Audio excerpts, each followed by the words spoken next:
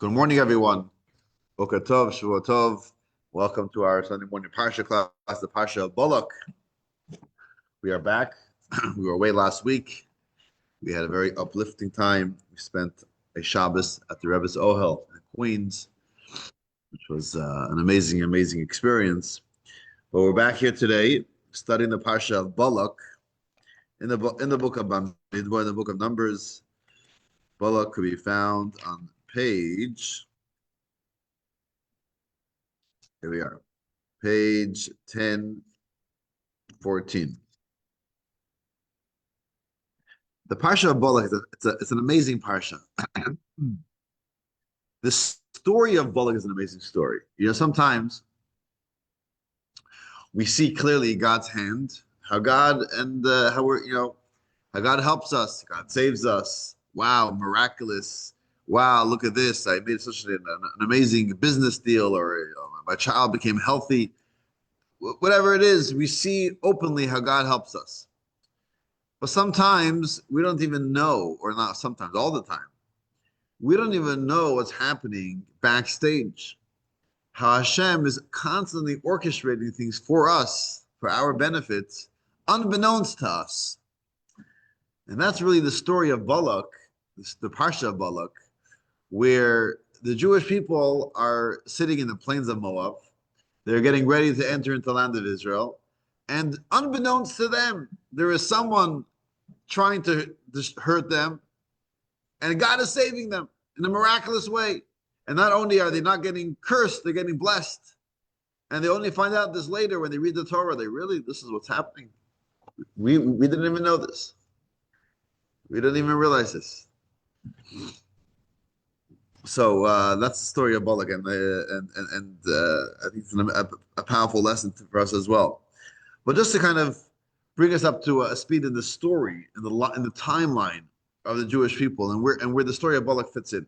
So last week's Parsha, we already jumped the 40 years, right? So the beginning of the Parsha is continuing the story of the Jewish people's journeys in the desert. So we're talking about year 2 of the 40 years. And then midway, we jump to the end of the 40 years, where Moshe's siblings start to pass away. So it starts with Miriam. Miriam dies. And after Miriam dies, the well of Miriam dries up. And the Jewish people complain, we need water. And famously, God tells Moshe to speak to the rock, and he hits the rock. And that is when he got, punished, where Moshe would not go into the land of Israel. And then we have, a few months later, his brother Aaron dies in the summer. And after he dies, again, there's a complaint, and there's a plague. And the Jewish people, through Moshe, are getting ready to enter into the land of Israel. And I want to show you a map. Good morning, Jill. If you have the Good Chumash, it's on page 1108, I believe, or 1118. I'm sorry.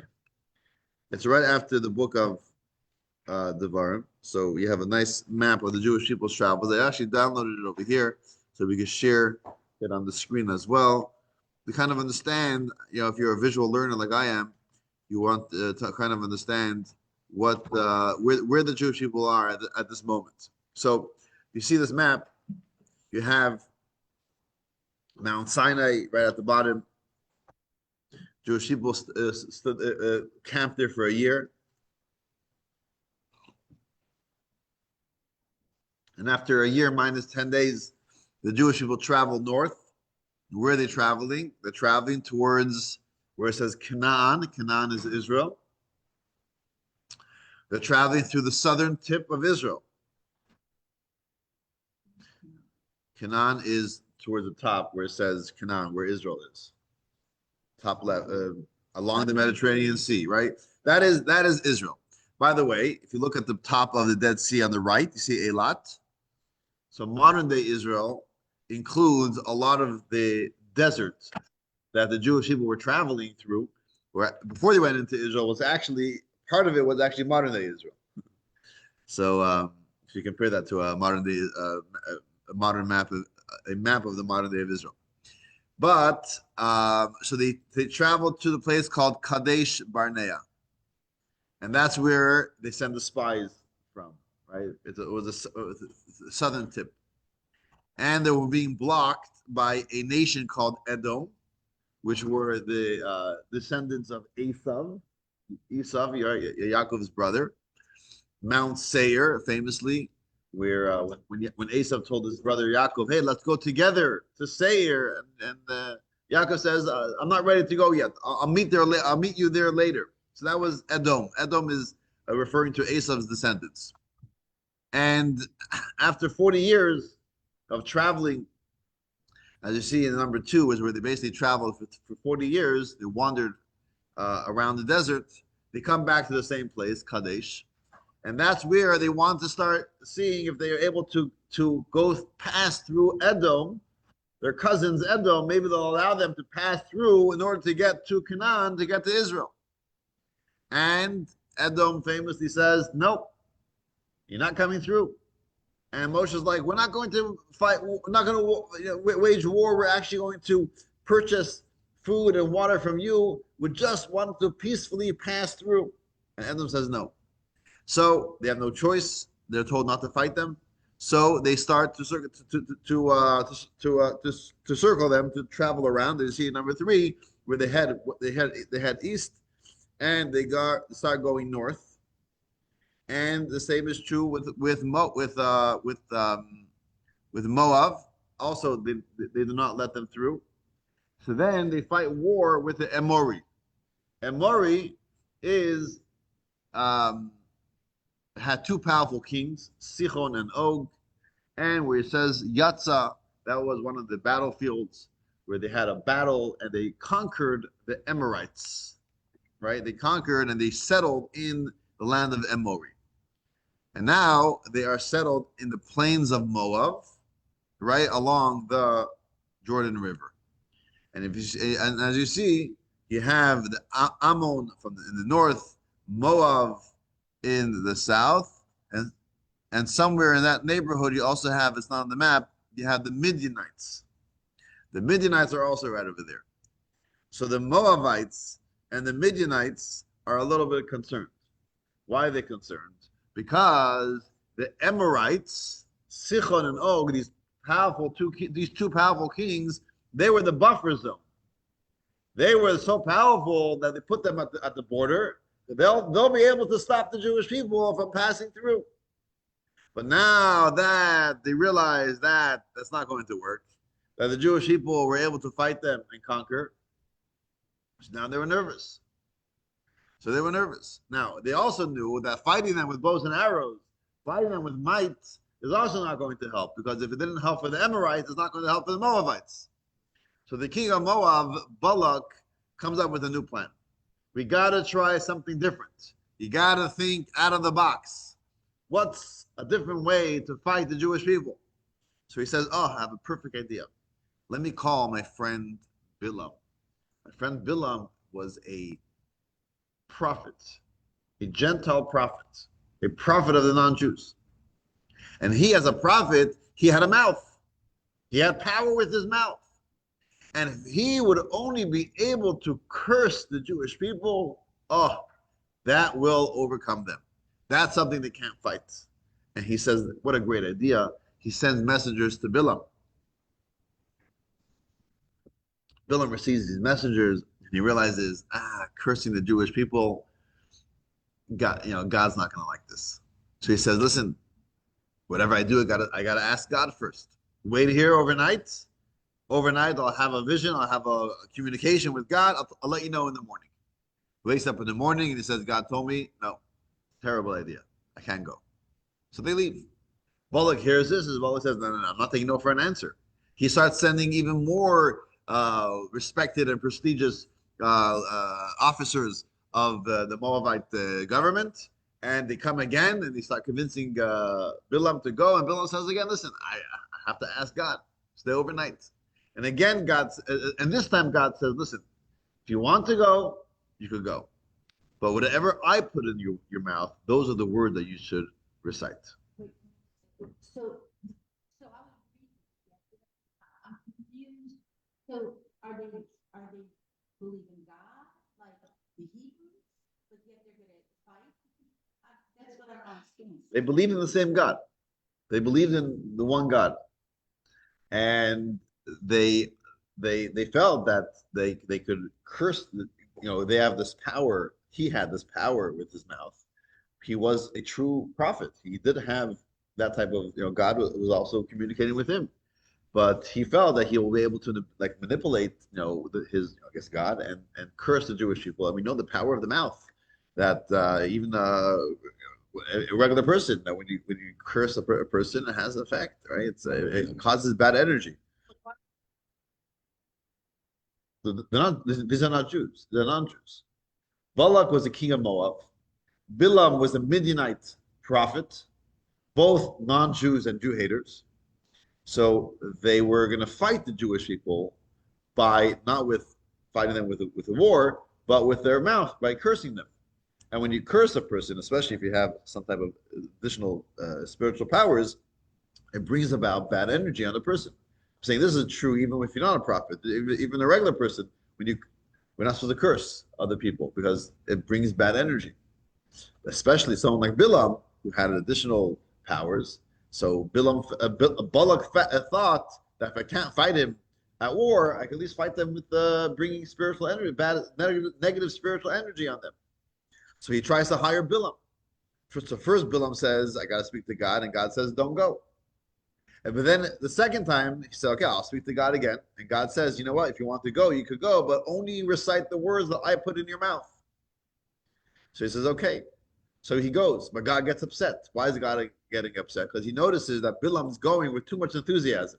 His intentions over here are not good. So Sorry, so they were monotheistic. So they were monotheistic. Gentiles, yes, absolutely, yeah. The That's my understanding. Yes, there were a lot of idol worshippers in Israel and Canaan at the time, and that's one of the things that God says you got to uproot that way of life. But not to say that there weren't other monotheistic nations, non-Jews living in the region. They believe in one God. Same God. I mean, I think he is the same God. They did believe in the same God. I'm still confused. Is he monotheistic? He is monotheistic, non-Jewish.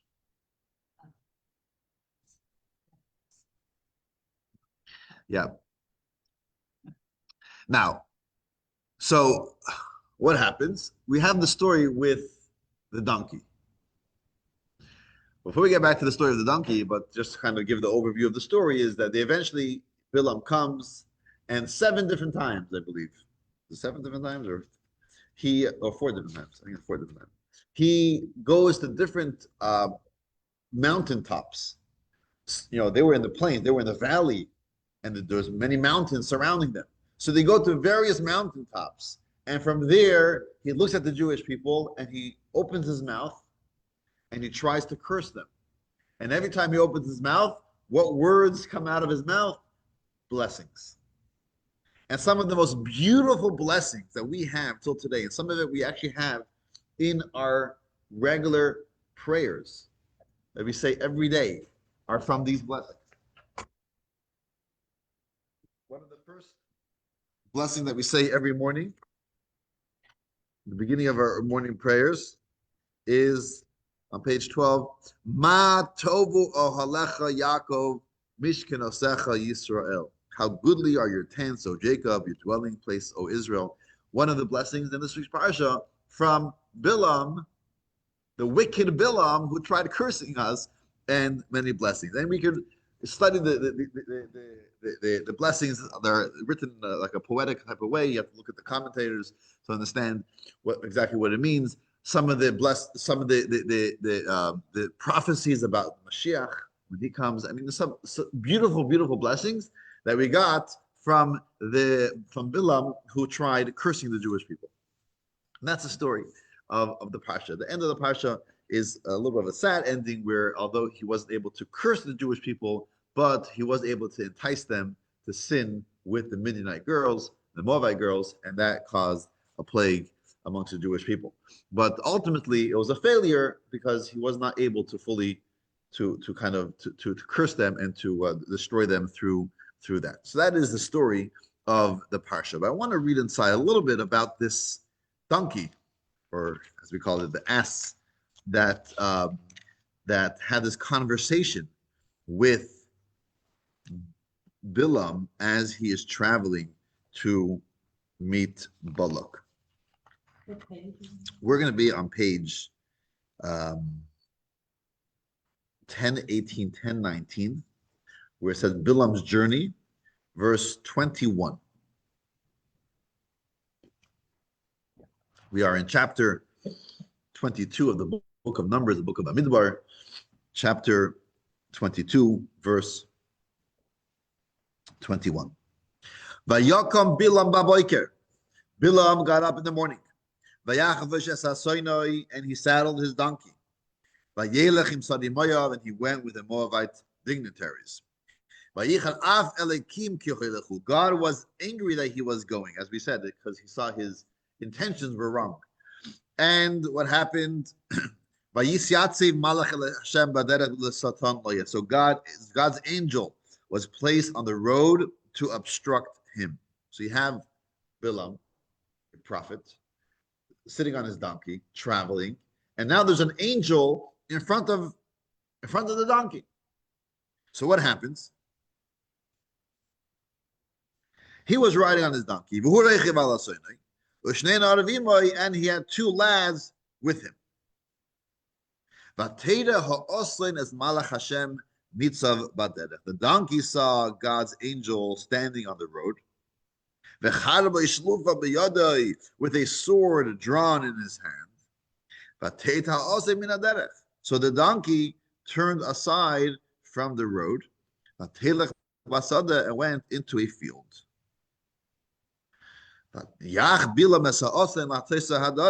Bilam beat the donkey to get it back onto the road. So what happens here? The donkey was privy to this, to the sight of the angel. The donkey saw the angel holding up a sword. So the donkey veers off the path to the field. Bilam, the prophet, did not see the angel. So what does Bilam do? He whips the donkey. What's going on over here? Why? We're traveling on the road. Why are you going off the road? This wasn't a simple angel. This wasn't a simple donkey, okay? We'll get back to this in a second. Verse 24. So now what happens? God's angel stood in the path through the vineyards. With a wall on one side and a wall on the other side. It's a very narrow path through the vineyard. And again, the angel comes to the donkey. The donkey saw God's angel and pushed itself against the wall. They pressed Bilam's leg against the wall. And again, he beat the donkey. And for a third time, so again, the angel went further ahead and stood in a narrow place where there were no room to turn right or left. And again, only the donkey saw the angel of God. And it crouched down under Bilam. And Bilam got really angry. And he beat the donkey with a stick for a third time. 3 times. And we were told, what's the significance of 3 times? Because the Jewish people, we have 3 holidays. Which 3 holidays? The 3 times we make a pilgrimage. Pesach, Shavuot, and Sukkot. And Bilam, the donkey was giving his message to Bilam. You're trying to curse the Jewish people who celebrate the 3 holidays. It's not going to work. So what happens?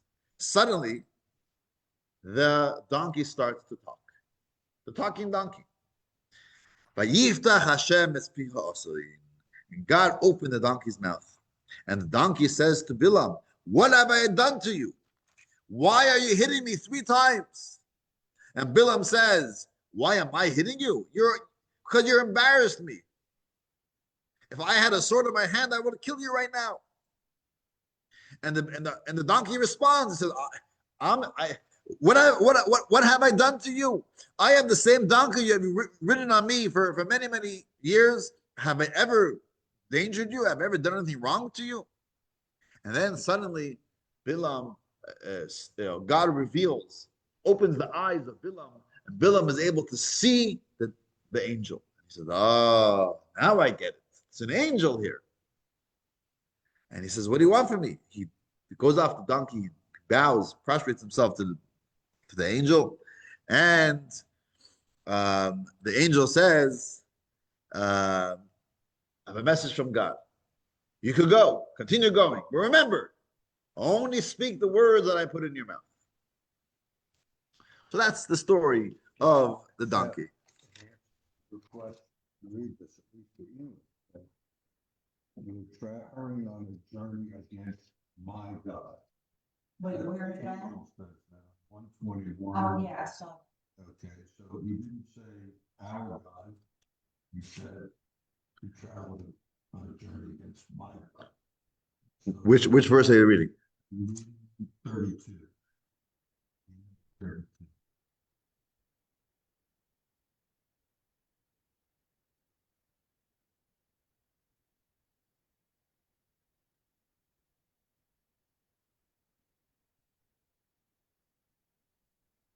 wait, what page? 120, 10 and 21. Right, and it's 32. Here it says, come out to instruct you because you hurry on the journey against my God.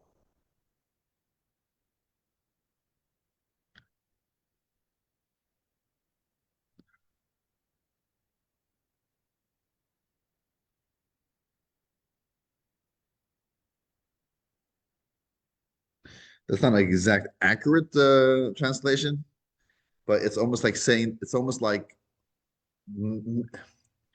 in first. It's lenegdi in Hebrew. Lenegdi means against me. So it's really like God is speaking through the angel. You're going against me. So I wouldn't say my God versus your God necessarily, but it's against me, like against God. Okay, thank you. But that is an interesting point. Okay.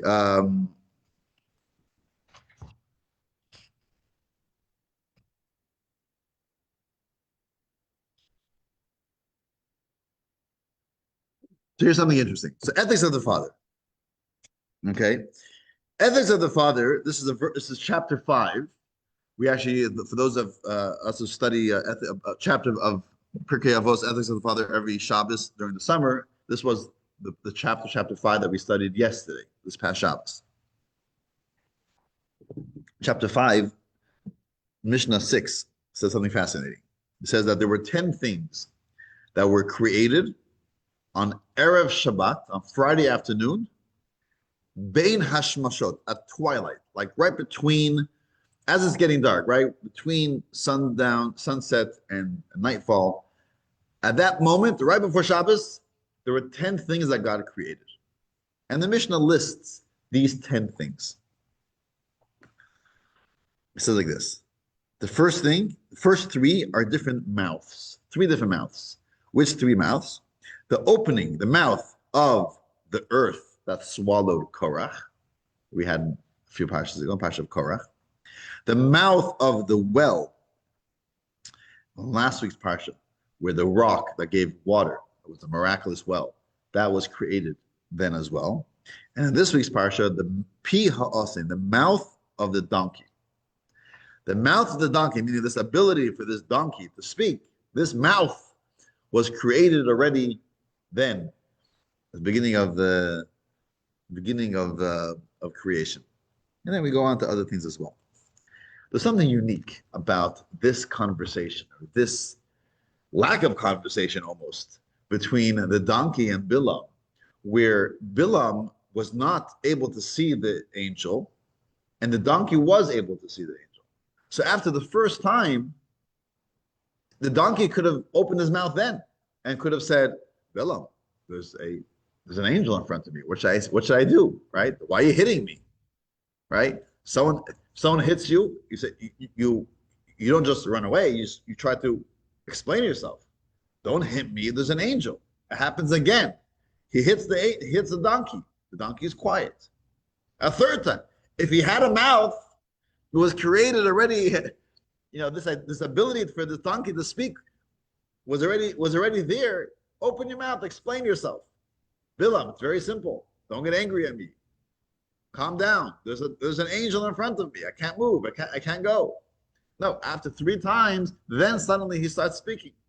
And even when he speaks, he doesn't say there's an angel. He says, "What do you want from me? Why are you hitting me? I've never done anything wrong to you." And then only after that, God allows Bilam himself to see the angel. The donkey never explains himself, never says, "Listen, I'm able to see something that you're not able to see." Doesn't say that. The Rebbe has a fascinating takeaway from this story. The Rebbe says, what we learn from here is the sensitivity that we have to another person, not to embarrass them. Bilam was the prophet. He's being hired for what? I didn't mention, by the way, he was being hired. He's being paid good money. He had a very expensive fee to do this. He was being hired and he was being paid for what? What is his specialty? What is his profession? He is a prophet. In other words, he is more spiritual. He has communication with God. He is more in tune with the more abstract, the spiritual. You would think Bilam would be able to see the angel, not the donkey. Now that the donkey is able to see this, if the donkey would say, "Bilam, I see the angel, you don't see it," that would have killed him. Now, Bilam was a wicked person. He had terrible motives. He was going to curse the Jewish people. But we can learn from everyone and from everything. And especially when it's in the Torah, for us to study, we make a blessing. No, say not Torah, right? We make a blessing that this is God's wisdom, right? This is, no matter who we're talking about, this is Torah. Torah is here for a lesson. We can learn from here the importance of the sensitivity that we have to another person's feelings. And therefore, the donkey especially did not open its mouth. Then, even when it did not specify what it is, because he did not want to break Bilam's feelings and say, "You know what? I'm able to see the angel. You aren't able to." That would have broken him. And no one's there. It's just him and his 2 lads. It's not like Balak or anyone else is there. But to have that sensitivity. That's what we learn from the story of the donkey. And perhaps this idea that the donkey was able to speak was created right at the beginning of creation to give us this lesson. The lesson is the sensitivity that we have to others.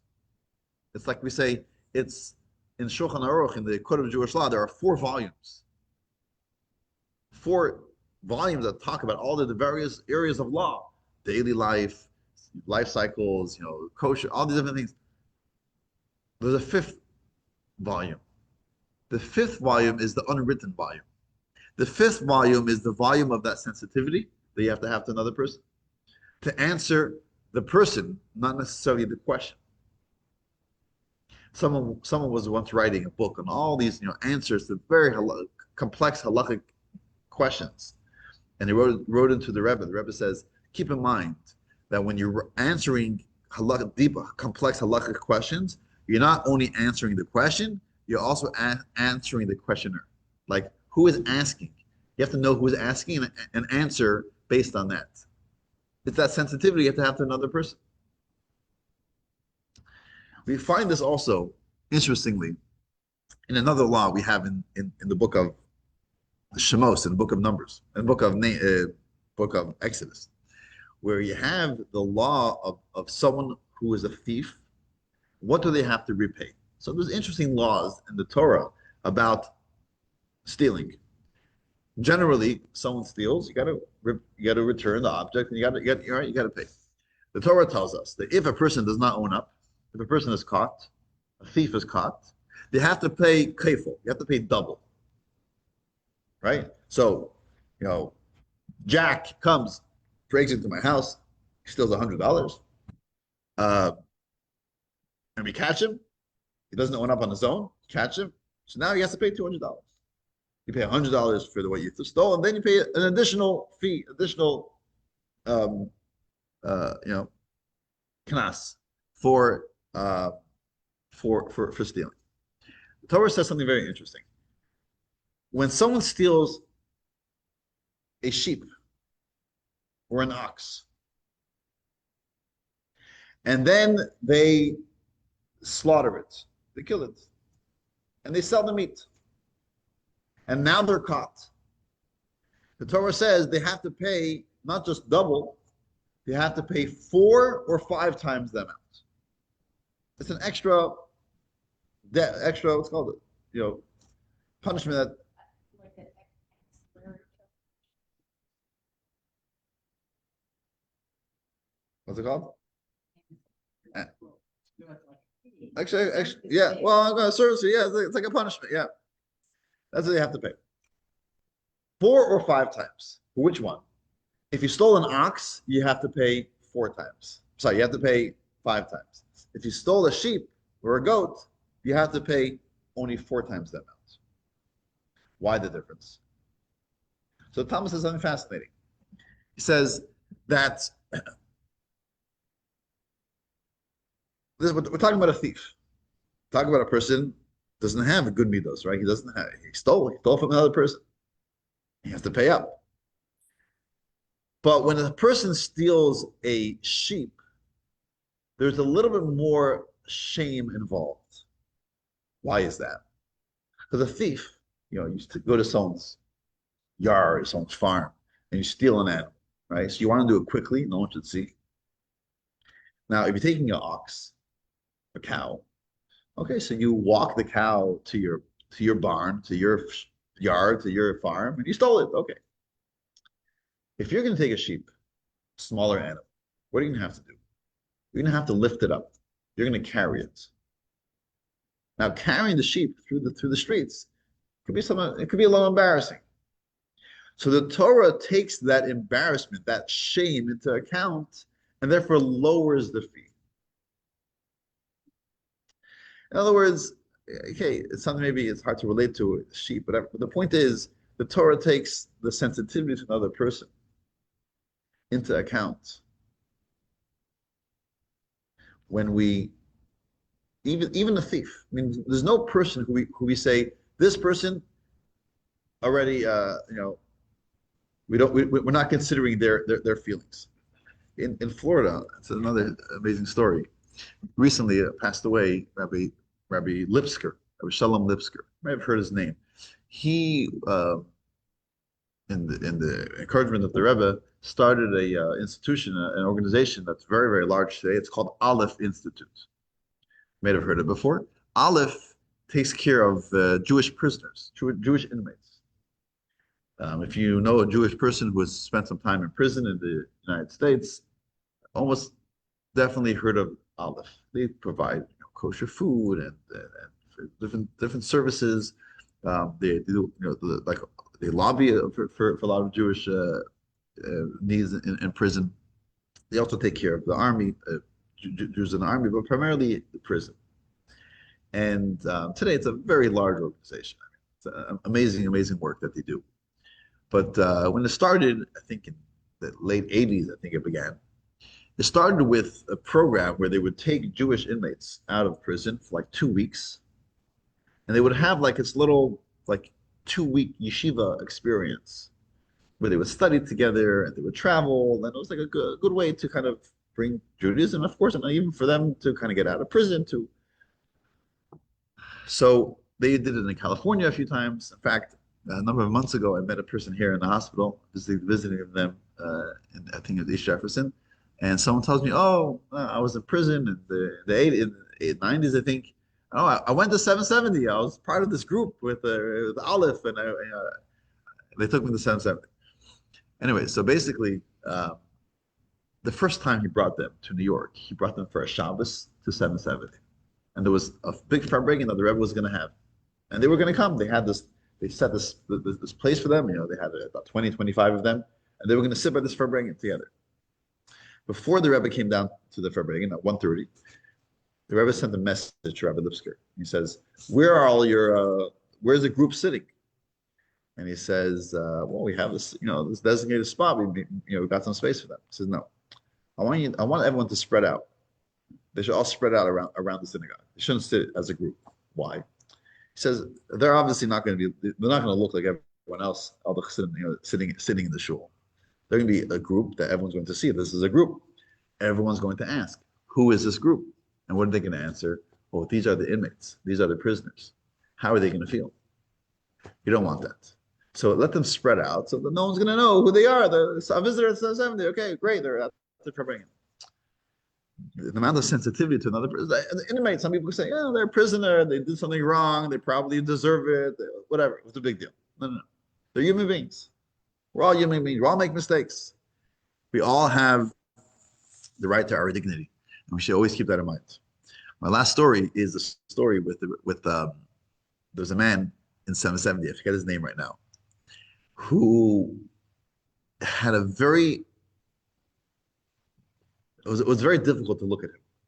I believe when he was younger, he was in a fire, but his face was different colors. It was swollen. It was deformed. It was difficult to look at him. He was a nice guy, a normal person, but he had this deformity with his face. And he would come to 770 from time to time, and he would daven in the Rebbe's minyan. And he would daven upstairs when the Rebbe, if you know 770, the small shul. People noticed that generally when the Rebbe would daven by his place, the Rebbe would daven, he was concentrating on his prayers, and he would daven with his hand like this. That's what he would daven. He was looking in the siddur, his hand like this. That's how he used to daven. Every once in a while, the Rebbe wouldn't put his hand up. Now, people are looking at the Rebbe, and they noticed, after a while, most days he has his hand up, but some days he doesn't. And then someone noticed something fascinating. Someone noticed that whenever this Jew was in the shul, the Rebbe's hand was down. Now, the Rebbe would have his hand just because he was focusing. But it seems like that the Rebbe didn't want this person to think that he has his hand up because he's in shul and it's hard to see him. So whenever he was in shul, his hand was down. Show that sensitivity that we have to to another person. So I think this is a good takeaway from the story of Bilam, where in addition to being thankful for God's miracles, as we said at the beginning, sometimes or all the time, God does miracles for us, unbeknownst to us, like the Jewish people. They were sitting in the plains of Moab. They didn't know they didn't know what's going on. They didn't know that at the mountaintops there was someone trying to curse them and God is saving them. They didn't know about it. They heard about it later when they read the Torah. Really, this is what was happening at the time. We didn't know about it. But all the time, God is protecting us. And when we open the news and we see all the terrible things that are happening, and unfortunately, we know what's going on in Texas. I'm praying for the girls in Texas. But yes, unfortunately, things happen. But what isn't happening? What could have happened but was stopped? How God is protecting us every single day that we don't think of. And hear the story of Bilam, that there was this attempt, and it was we were saved, and the Jewish people didn't even know about it. So that is a fascinating takeaway. But in addition to that, the sensitivity that we have to have, even to someone like Bilam, not to shame them, not to embarrass them, is, I think, a good takeaway as well. So that's my little thoughts for this week's Parsha. Thank you for joining us this morning. Have a Shavua Tov, and hope to see you next week. Thank you for the stories, Rabbi Mendel. Bye-bye. That's great. Click off. I have They